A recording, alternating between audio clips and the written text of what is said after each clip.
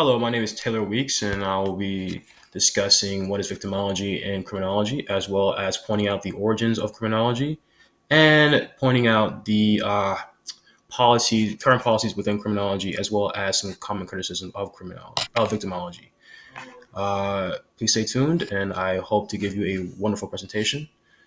So, let me get started with what's the origins of victimology.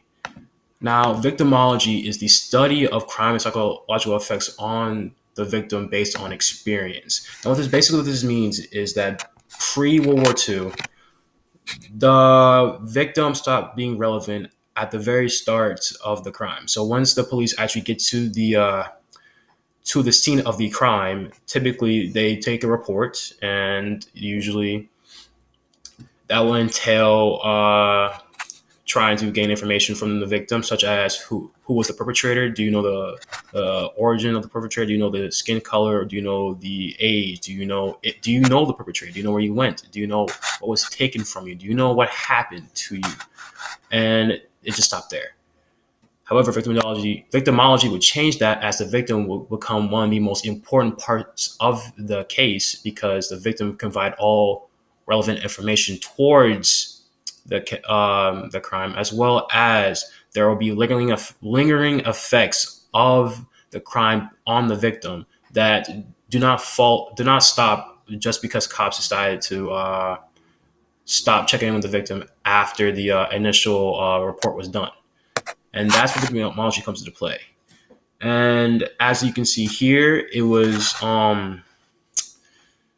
as you can also see here, that the origins of victimology allows for the victim to become essential as well. I know it's redundant, as I've already said that, but as I will reiterate later on in this presentation, while the victim becomes important, it becomes slightly over exaggerated or under exaggerated based on victim. So say that you have a victim, right, in a crime ridden area, and they park their car there. As we will see later on, we'll understand why the victim was victimized and what the victim could have done to prevent that. But that also leads into forms of victim shaming, victim blaming, which we'll see later on, that are common criticism of victimology as a whole, because we do not want to actually view the victim as, not saying complacent with the crime committed towards them, but it was their fault. And we'll see that later on with victims of sexual assault, rape, of things of those nature, heinous crimes of those nature, that ultimately there should be no fault, not a lot of fault given towards a victim, but over the turn of the century, based on some research by a victimologist that I will discuss in a minute, it was common criticism and commonplace to place blame on the victim due to promiscuity or due to methods of beyond their control or in their control, but should never allow the victim to be expounded upon in the first place. So, before we do all that, I'm going to talk about the first real person to really try to study both sides of the common picture of the crime: the offender, but more importantly, the victim. And this is where we come towards Mr. Hans von Henting. He and he was the one that developed the terms for victim shaming and victim blaming. And typically, this would be given towards primarily females who are either in a sexual profession. Excuse me for stuttering. I have a stuttering problem, such as brothels or prostitution or massage parlors, and that they are unfortunately sexually assaulted in some capacity, attempted, or were raped in the process of the crime by the offender. And we will see further on that this is a criticism of victimology. You cannot just lump a whole bunch of victims into a common sphere. There are multiple circumstances, multiple things that happen and the perpetration of the crime that would actually disregard that. Because just to say that a woman was to blame for her for her rape by a rape victim because she's wearing promiscuous clothes or was working in a sex profession is not beneficial to the victim, which is what victimology tends to want to be, or what we aspire victimology to be: the study of the victim and the effects of the crime on the victim, and any outside blame caused given to the victim as a result of the crime established to him. And we will see most prominently with sexual violence that needs to be addressed. That's why I picked victimology for this topic, because the lumping criminals together. My apologies. Lumping victims together in the sexual profession needs to change. As we will see later on, there were some common criticisms with feminist groups and common criticisms with women's rights groups and women's activists that did not want to place any blame whatsoever upon the rape victim, because ultimately they're not to fault for the rape, regardless of promiscuity or whatever. But Hans von Henting was the first real criminal psychologist, victimologist. He has a bunch of different hats to really term to really understand the victim's role and the perpetration of a crime. And he actually had 13 topology, which I will not get into here because I personally think that it was pushed aside to the next man that we're going to talk about today, Benjamin Mendelsohn. Now, Benjamin Mendelsohn, uh, while he's not necessarily the first person to think about victimology, as I previously stated, he is termed as the father of victimology. So he developed a six typology of the types of victims that we still see today. And it's based on that typology here that we understand there are different kinds of victims. And I'm going to read them here and I'm going to explain them as I go, okay? Innocent victims, wrong place, wrong time. Obviously, that means that the victim had no control over the crime whatsoever. And a great example of this would be an act of terrorism. So, say, for example, the Unabomber in Oklahoma City. He placed a bomb in a building and it went off and it killed around, I believe, at least a good 1,000 people.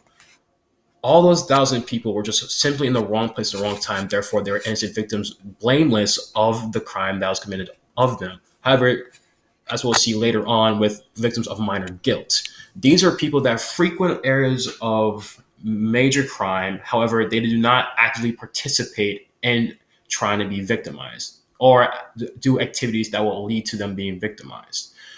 And we'll see this in people who live in, say, if where I'm from New Orleans, we have this area called Pigeon Town. And Pigeon Town is typically almost a red lights district in a way, but while gentrification has, tempered that a tad, when I was coming up before I left Fort Thomasville University, you do not go to Pigeon Town. You frequent Pigeon Town, you are bound to get got. And what I mean by get got is there are a plethora of gang violence over there, many carjackings. The drug trade is very populous over there, and the drug of choice, from my experience, not that I ever taken any drugs, but from my experience of living in the area, was heroin and crack cocaine, and crimes committed and the distribution or the obtaining of those drugs. And being myself from there, I luckily was never a victim of any crime. However, there's been numerous people that I've known that are friends and neighbors that have been victims of crimes. In fact, my neighbor who's from the area, lived in the area for 50 years, recently just got robbed. He recently got robbed in broad daylight out of her checking account, her money, and her wallet. And her wallet had about $50 in there. And she didn't actually participate in any acts that would actually perpetrate the crime. However, she lived in an area that had high crime volume. And that's what we need to discuss with victimology: high crime volume with the acts that perpetrate a crime. However, it's still up to debate because occasionally you can always be in a certain place at a certain time frequently and never be a victim of crime. But as we have seen with innocent victims, you can still be victimized even if you were in an area that was quite unaffected by crime. Next, we have the guilty victim. Both the offender and the victim are a part of the crime. So we see this in the sort of thing of where, say you have two individuals, right? They both carjack somebody. And then the offender unfortunately either turns on the victim, thereby robbing their accomplice, or taking the car and leaving their accomplice to be caught by the police. These type of victims, while perpetrating the crime and committing acts that will lead to them getting victimized, and then and maybe, hopefully not, but maybe in the future, they were still victimized by the offender, but they were active participants in the crime that led to them being victimized. The guiltier victim is the one that tends to be the instigator. This is the criminal that, say you have a bar fight, right? And the say someone was trying to talk to your missus, right? And then you instigate a fight in defense of your missus, but ultimately you get flattened out. And then the offender goes to jail for, say, simple assault, simple battery, or things of that nature. This will allow that the victim was definitely an active participant and was the aggressor in the crime against them. However, the accused and the offender, that the ultimately one that will go to jail, or the one that committed the more heinous act, was the one that's victimized the aggressor. Well, the one that messed up the one that was instigating the fight in general. And then you have the guilty victim, the one that was killed or harmed in the making of the crime. Also, I apologize if you can hear my roommate in the back, or the children in the back. I have roommates that have children, and I apologize. But anyways, typically these victims are victims of their own making, in a sense. Say you are robbing a store, right? And then in the commission of the robbery, you are killed in self defense by the store owner. The store owner technically killed the person, but in self defense, because the victim, in quotation marks here, perpetrated the crime and was the aggressor and the instigator and the one in the commission of an act that could have caused harm towards the ultimate like the person that victimized them, in the sense of where they got killed or harmed because the person they were robbing, or a person they were scouting upon, a person they were harming, defending themselves in such a manner.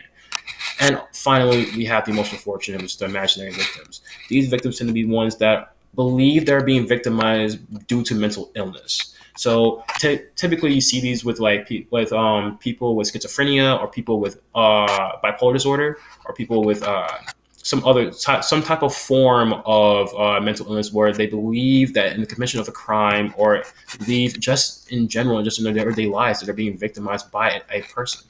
And you might see this in old folks' homes. If an old person were to say that they were getting sexually assaulted by the attendants, simply because the attendants are helping them get dressed or helping them use the restroom, of things of this nature, they believe they're actually getting victimized themselves, and therefore imaginary victims.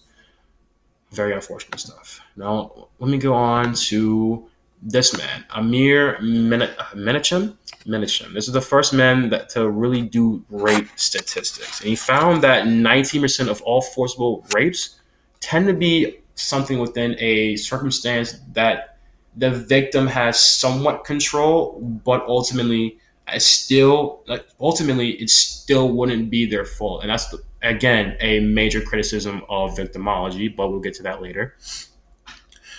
Ultimately, he found that 19% of those rape victims were under the influence of alcohol, wearing promiscuous clothing, or were suggestive in the face of sexual acts, but ultimately were non-consensual in the as they went further. So initially, they may be making out, or going towards second or third base or whatever, and then they go. And then when the accused, the rapist, wants to take things further, and the male says no, or says an answer that can be conceived as an I don't know or no answer, then that's where the line draws from consensual to non-consensual. And he believed that because of this, 19%, almost 20% of all rapes were within the victim's domain. Obviously, that was subject to lots of criticism. Feminist groups and women's rights activists simply disagreed. They believed that any rape, or rape or sexual assault perpetrated on a victim was the fault of the perpetrator, regardless of whether or not the victim was under the control of alcohol, or on promiscuous clothing, or whatever. It's ultimately the fault of the perpetrator. Therefore, no blame should be given towards the victim. See here. And now I decided to talk about the National Crime and Victimization Survey. Currently, this is probably the most up to date group of statistics for criminal victimization. Most of my statistics, or most of my analysis, or most of my research is actually derived from this website. And they categorize it in a couple of different ways. So I'm going to read here, I'm going to explain.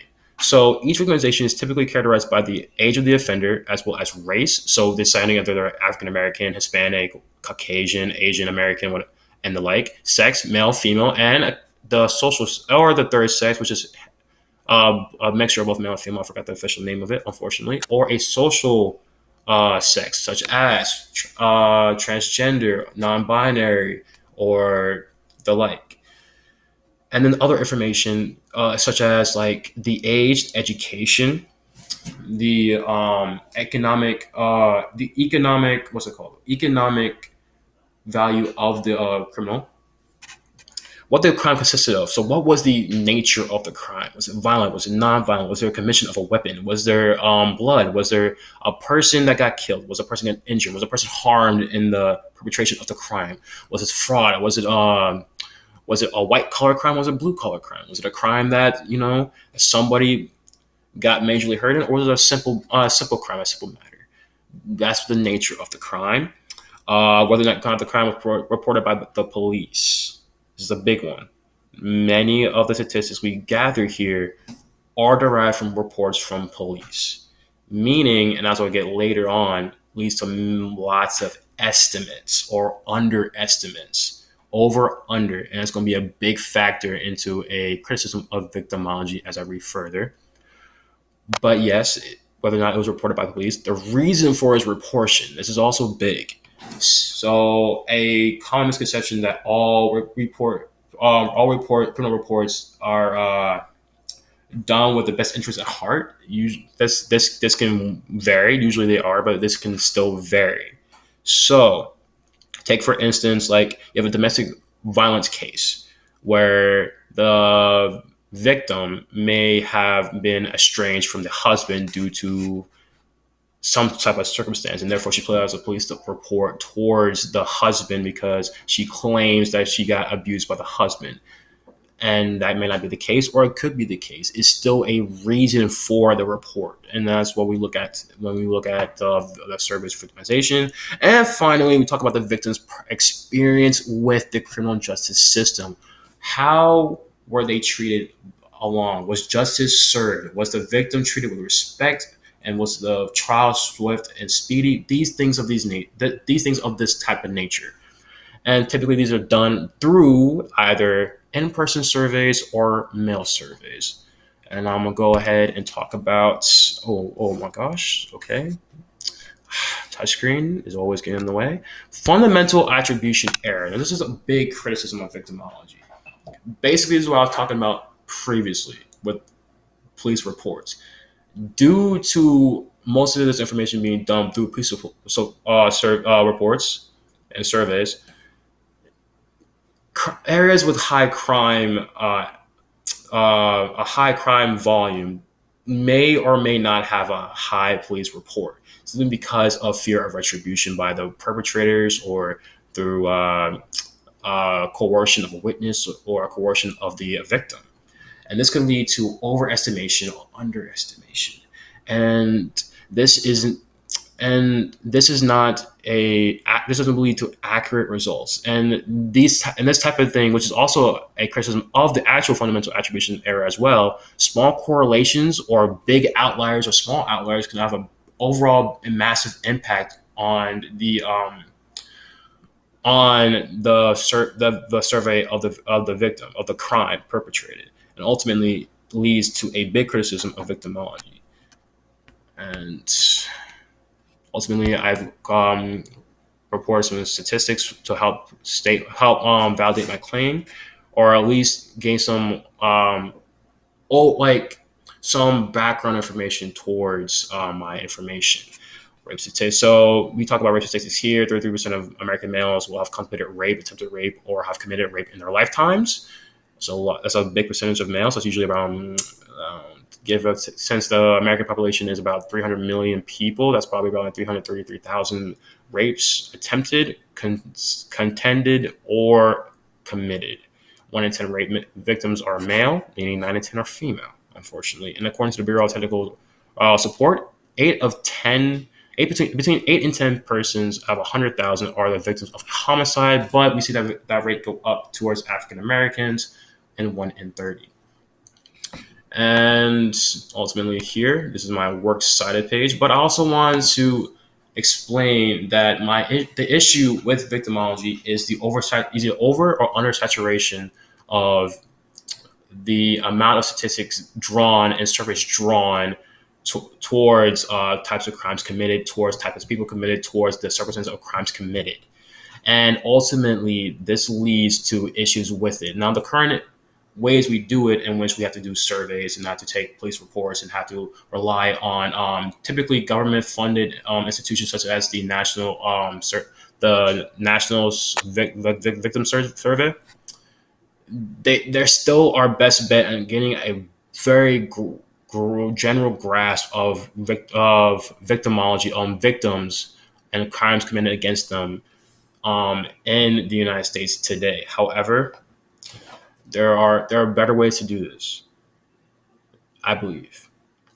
If crimes are estimated or overestimated in an area due to high crime volume, then there must be a way for the victims to be able to file police reports whilst not under the fear of of perpetrators against them.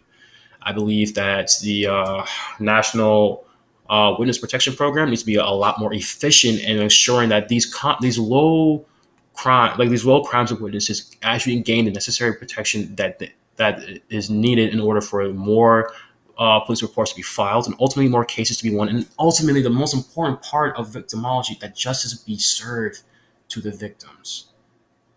But that's the end of my presentation. I thank you for your time. My name is Taylor Weeks. I'm a junior at Thomas University, criminology major, and I look forward to doing more presentations like this in the future. Thank you.